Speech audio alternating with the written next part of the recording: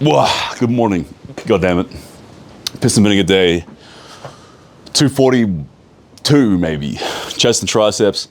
I accidentally didn't click record, so you missed my first two sets. So I just did one set with my right and then one set with my left, and I'll do another two sets. And yeah, you missed it. My bad. Today, I want to talk about high intensity training being easy as fuck, and every high intensity advocate just coping so hard by saying, yeah, it's so intense. The reason most people don't do high intensity is too hard. No, it's not. It's the easiest form of weight training. It just fucking is, man. Doing a set to failure isn't that hard. You know, it's hard. Spending 2.5 hours in the fucking gym doing reps in reserve, getting pretty close to failure, but not quite going to failure, doing that a bunch of times to accumulate the fucking unit recruitment, and being bored as shit waiting in between sets and just fucking like taking way too much time and effort to get the same amount of results. That's fucking hard. High intensity is easy as shit. The reason I know it's really easy is now that I'm training unilaterally because of the bicep tear, my workouts are more voluminous. I'm doing right arm, then left arm, right arm, then left arm, right arm, then left arm. Workouts are longer. That's fucking shit. That's hard. I hate it.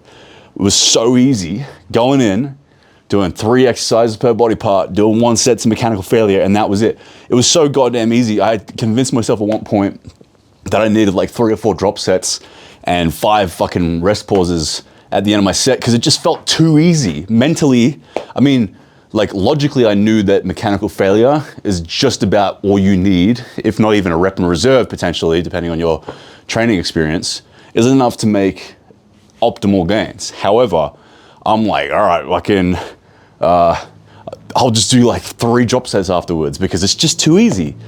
So everyone that's like, yeah, Dorian Yates was so hardcore, like fucking, he did that for 12 years straight, dude. He was like a monk.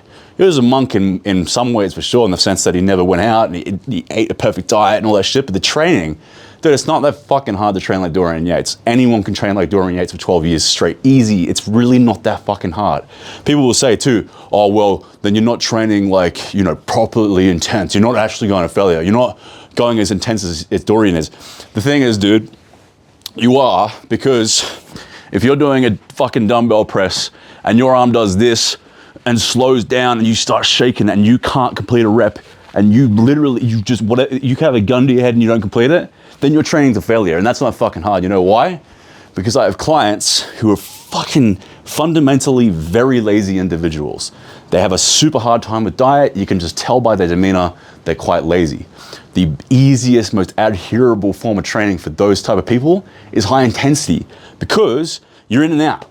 It's hard, but so is any form of exercise. It's a little bit harder, but it's a band-aid you rip off. So fuck me, man. Like, I don't know, I'm gonna heat it up, but people that think high intensity is like this hard shit and that's why no one does it. No, people don't do high intensity because they still believe metabolic stress is a fucking driver of hypertrophy. They still think volume is, but really it's intensity. It's motor unit recruitment. That's why. If people do high intensity, understanding that they will get gains, they'll adhere to it easier because it's fucking easy. All right, my phone ran out of storage before I could fucking rant any longer, but basically, point is, high intensity is not that hard. You're not hardcore if you do high intensity, fuck off. And it's easier to die from one big fuck off cut that kills you instantly than it is to die from 1,000 cuts.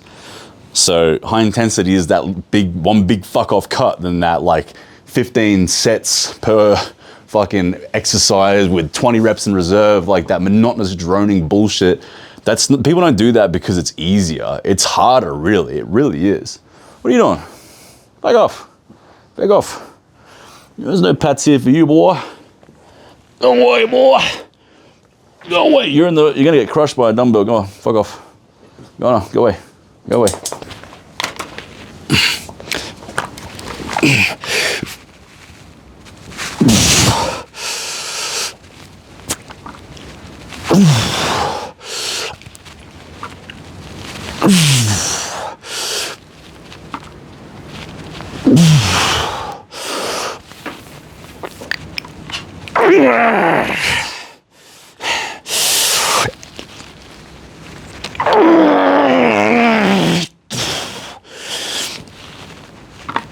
Fucking hell.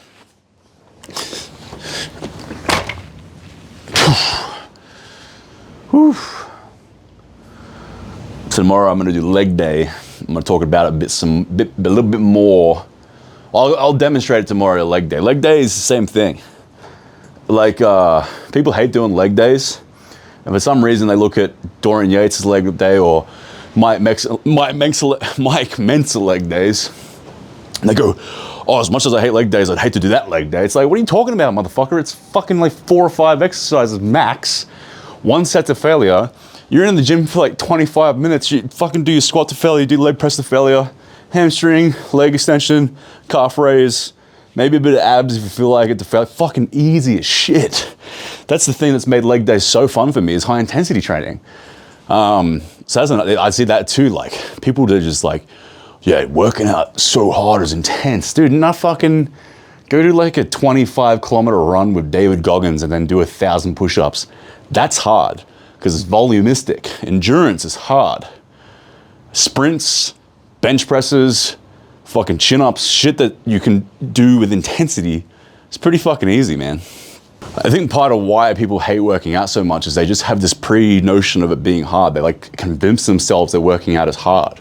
Dude, working out is like not that hard, especially if you do high intensity training.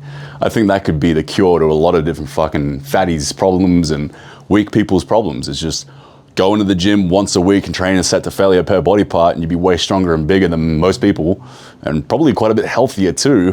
It's like, and that would be pretty easy. But people think working out is hard because they think of it as like, you know, 3, 4, 5 hours a day or sorry, a week in the gym. That's harder. Still not that hard, but people have this like notion of what's hard and what's easy. Dude, working out's really not that fucking hard. Like, I don't know. And yeah, I think it's psychological. It's like we've convinced ourselves that working out is hard. It's just like this whole big thing. It's like fucking really isn't. Hey, it's pretty simple, pretty easy going. You have 24 hours in the day. If you spend one of those, fuck that. You wouldn't even be spending an hour a day in the gym if you're doing high intensity training properly. You have 24 hours in the gym. You spend 20 of those minutes, so a fraction of that day, in the gym doing something hard. And then if you break it down even further, let's say you do 5 exercises. Out of those 5 exercises, you're maybe spending 20 to 30 seconds going really hard. So 5 times 30. So you got like, what, fucking, I don't have a stroke. 5 times, so 150 seconds in your day would be difficult, if that. Like, if you really break it down to that notion, like, dude, high intensity training is easy as shit, and I think most people could actually adhere to that. Again, with my clients, I've got clients where there is no fucking way, if I had them doing, you know, novice 5x5 training or most novice type programs that are volumistic, would they ever have adhered to their exercise? But if it's just high intensity training, yeah, it's not that fucking hard anyway. Oh, fuck, that coordination's fucking shit.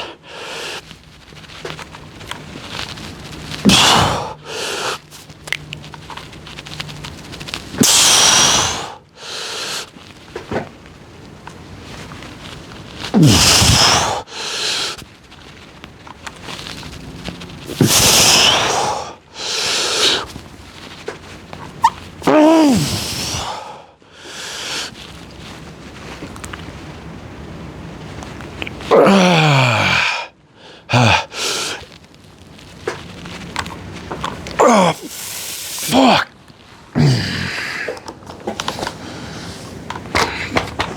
Oh, getting out of the hole with this arm at the moment is so hard. Like, it's always the first rep that's hardest with dumbbell presses, but without that muscular elasticity. But like, it takes me like 3 seconds to figure out how to, you know, line up my joints and use my fucking central nervous system to move this arm up. Like, there's just not that much coordination still. All right. So I basically just do 2 chest exercises now because it's like, before I was doing like 3 or 4, but for what fucking reason? Like, I think I've already talked about it before, but like anytime you do any press in any direction, right, you're hitting all pec fibers to a decent degree. Obviously, if you go on an incline, if you go on an incline, your upper chest fibers are going to be activated more. And then if you go slightly declined, you're going to hit your lower and inner chest fibers a little bit more. But if you go in between, you hit a bit of both. So I thought, well, fuck it. I'll just do upper and lower, right? So I'll go upper because it's more important for me because I have no upper chest at all. And then I'll just do lower. And then I was thinking, okay, why would I do a fly? Well, a fly gets you a stretch, but the stretch doesn't really do anything for hypertrophy. It's pretty obvious that the mid-range is where we get most of our growth from. Other than really giving you sort of connective tissue issues that I get when I do flies, it just never feels great. And people tear biceps and shit doing flies. And I was like, yeah, fuck it, man. I'll just do 2 exercises. Incline dumbbell press, and then this exercise, I love this one because you can go across the body. So dips are okay, but like if you're at home right now, put your arm here where you would lock out in the dip, feel your inner chest, then bring your hand here.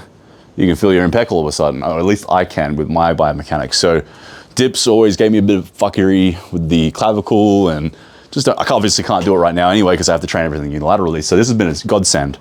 Ideally, if I could train it properly, I'd have a machine press, a decline machine press where you press like that. But even then, it's not, you don't get this extra little part, these extra fibers in here. Obviously they're contracting regardless, but you just contract them a little harder. I think that's probably important. So between this and this, you have everything of the pecs activated.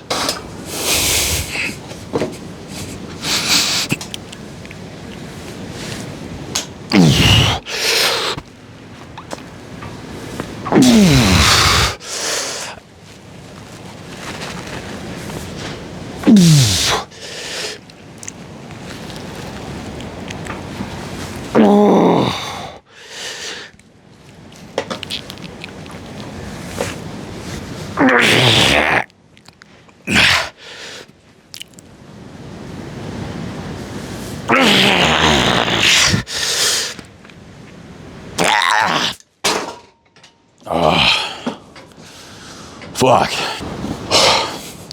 This might be the only movement where I'll continue doing it even though it's unilateral, and I hate doing one arm at a time because it takes fucking too much time.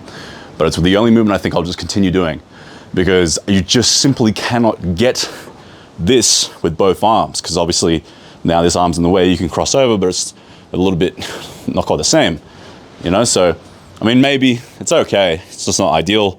I'd rather be here than that, right? And also I don't have a cable crossover option because I've only got this one. So I was like, this is probably one of those things where from the injury, I learned something. This could be what is required to really grow my unbelievably poverty shit genetics chest, which, yeah, anyway.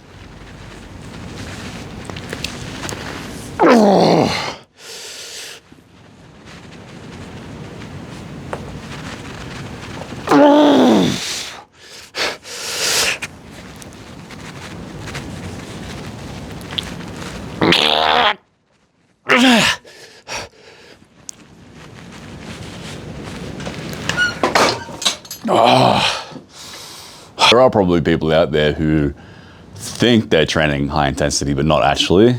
And yeah, I think that's probably quite rare. Like, really isn't that hard to train to failure.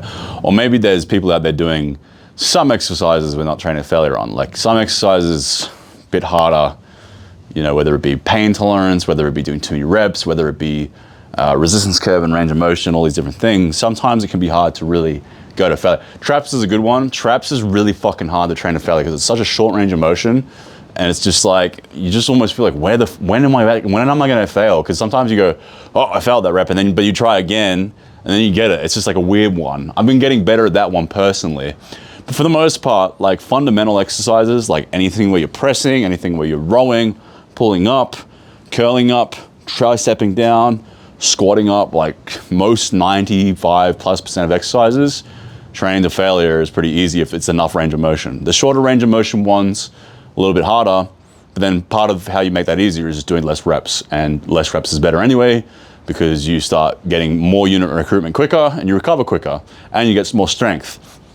So just stick to 6 to 8 reps, and it's not that hard to fail in that rep range. If you're doing 50 fucking reps, yeah, no shit, motherfucker. If you're doing 50 rep barbell squats, your cardiovascular system or your mental capacity is going to give out far before, or your pain tolerance is going to get out far before your actual fucking muscles do. But if you're doing 6 to 8 reps on stable exercises that are safe to do to failure, like you'll know when you fail, because you won't be able to do another full complete rep.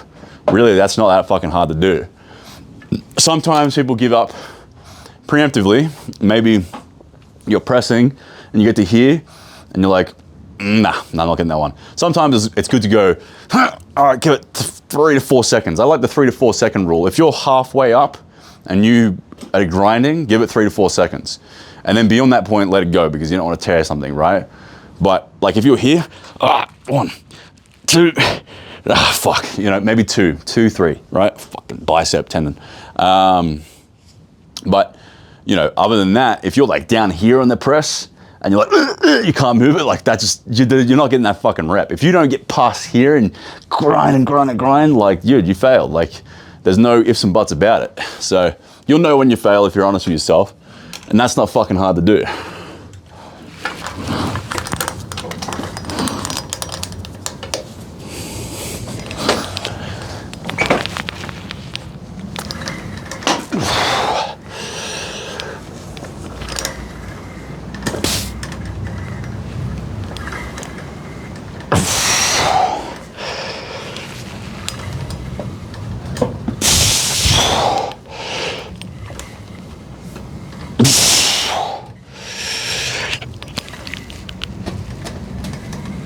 Oh, yeah.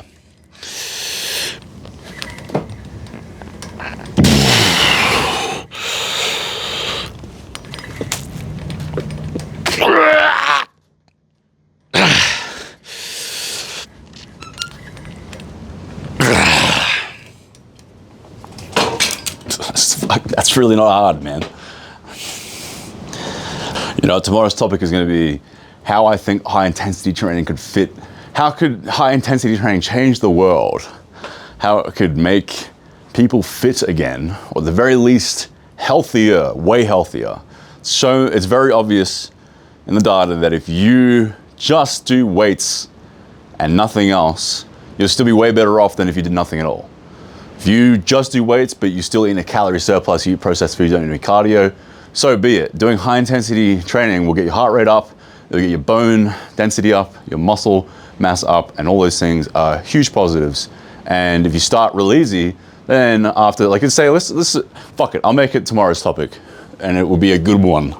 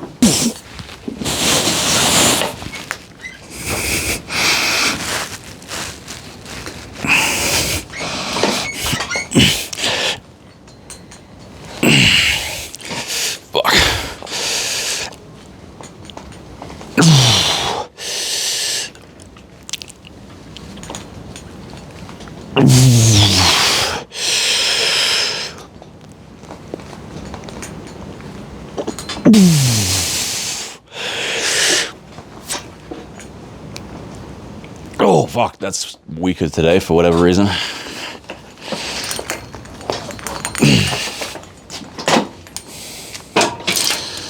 All right, you get that sometimes. Maybe a missed groove or something. Left. I don't know if I mentioned it, but I do 2 different tricep exercises. I might have mentioned this, I don't know, but I'll just quickly mention it. People think that this is inner head and this is outer head. This is both heads. You get your outer head, but you get your inner head just as much, if not more. I find my inner head personally far more here, but biomechanically, this hits your inner head way more. So come here, put your arm up here, feel your inner head. It's pretty lax right now. Outer head, pretty damn contracted. Here, inner head. Now you get to about here, it starts contracting. So these sort of tricep extensions are inner head. Unless you have reversed muscular insertions where this is shorter and that one's longer, which would be fucking weird, but you know, I guess it's possible, possibly. You will not feel this contracting at the top anywhere as much as you'll feel it back here. So it's a misconception. Everyone thinks this is inner head and this is outer head, but this is both. This is outer head even more so. I like to hit the outer head just as much as I hit the inner head because I don't really feel my outer head much on these ones at all. It's obviously contracting, but I feel way more in the inner head. But when I do this, I feel heaps more in my outer head. So yeah, that's just kind of what my rationale is. Otherwise, I'd probably just do tricep extensions and that'd be fine, really. But I feel like this does hit my outer head a bit more. Don't want to miss out any potential gains. If you don't know, then do it anyway, I say.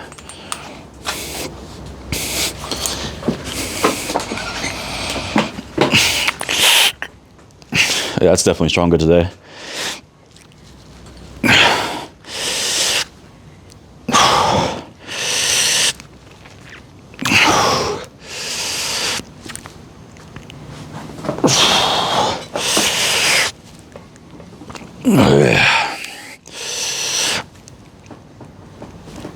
Ooh.